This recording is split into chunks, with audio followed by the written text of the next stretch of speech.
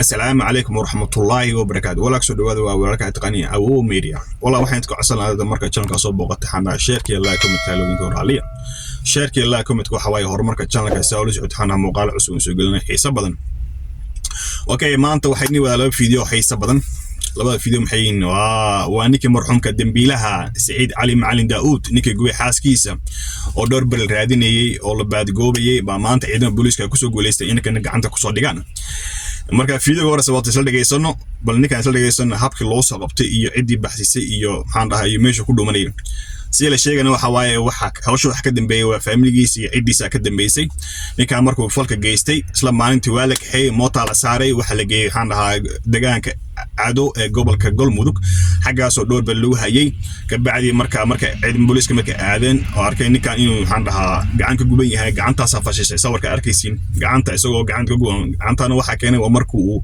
قبل وجود بيدب كجارو وايه بل كان باين حوار حاجة ورفافين نجسين بيسال دقيسنو كبعدي ناس طول لعبنا بيسال دقيسنو فيديو كان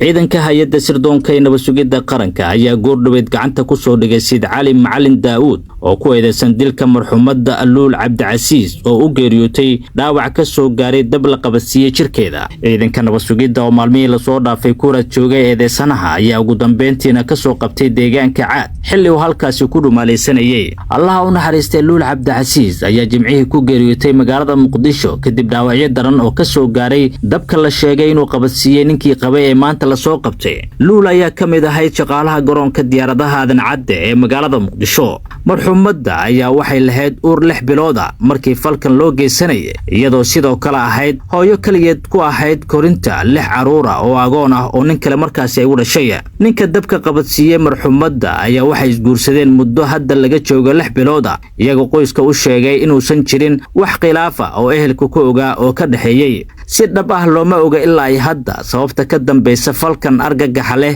ee uu kula kacay xaaskiisa inkastoo ay soo baxayaan warar sheegaya in uu salka ku hayo arrimo maseer asaga cidii fakisay kii gaariga ku qaaday kan meesha uu joogo ku hayay inta waa la soo qabanaa sharciga waa la horgeynaa xataa kaligiis lama soo qabanaaye markuu imaanaya gaariga wato gaariga ku baxay xamar gaariga uga tagay ku hadda haaya oo meesha uu joogo ku okay wad maqashay Malaysia indina ku aragteen waxaa la yidhi xaqo maqar sooma haddii Soomaaliya maxaan dhahaa qof kastoo dembi geysta ama gabar guba ama nin guba haddii la soo qaban lahaa oo maxkamadda la keeni lahaa wax bad ma isbedel lahaa ba fiidiyowga labaadna isla daawano waa isla maanta dhowr saac ka hor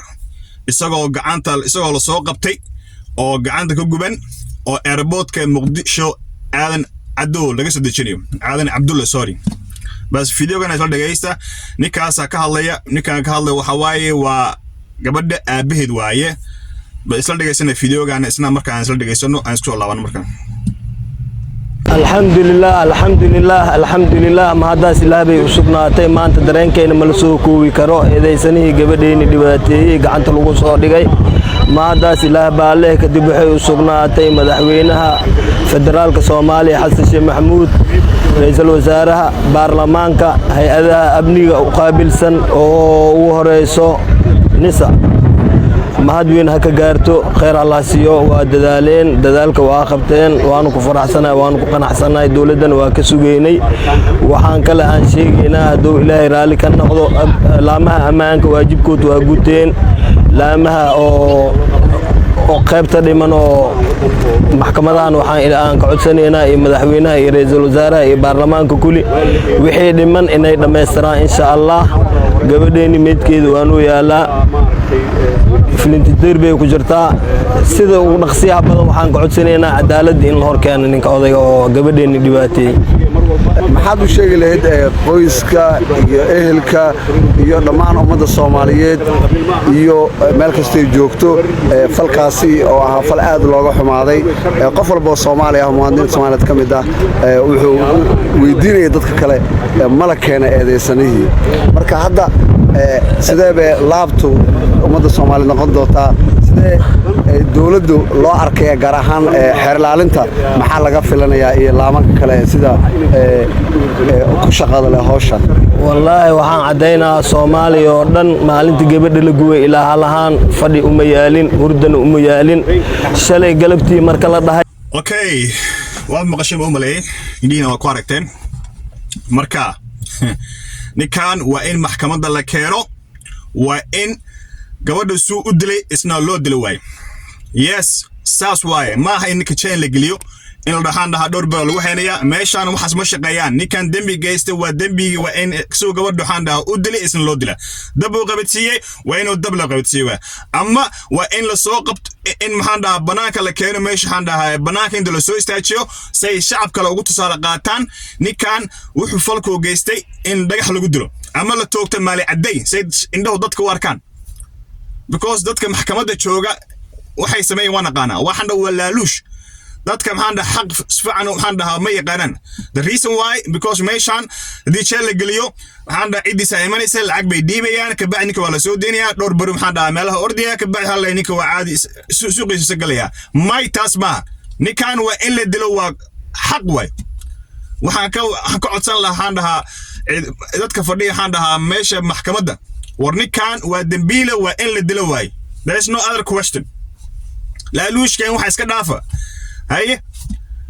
ninkan in jeel la geliyo ma dad waxay ku leeyihiin waa in la xiro xoogaa dhowr badal lagu hayo no ninkan saa kuma tusaqay ninkan waa in dambiile waa in la dilo waay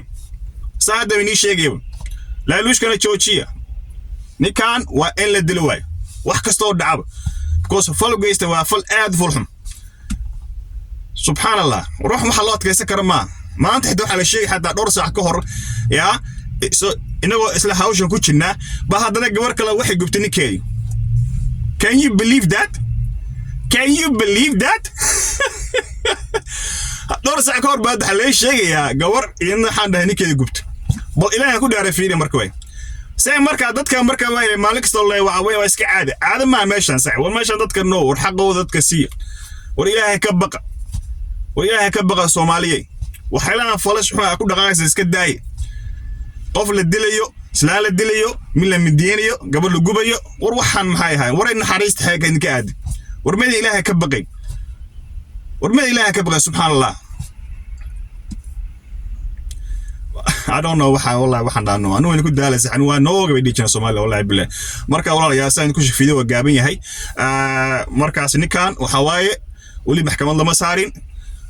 labada bari soo socda baahan dhahaa maxkamadda la saariya ka bacdi markaas la ogaanay ninkan hawsha meesha ku dambayso ka bacdi ana la soo socodsiin doona waa siyaasi masmaqa dambe iyo maxaan lahaa Wow Media walaalayaal sheerkii Allah ka nabadgelyo waa siyaasi masmaqa dambe wassalaamu calaykum wa rahmatullaahi wa barakaatuh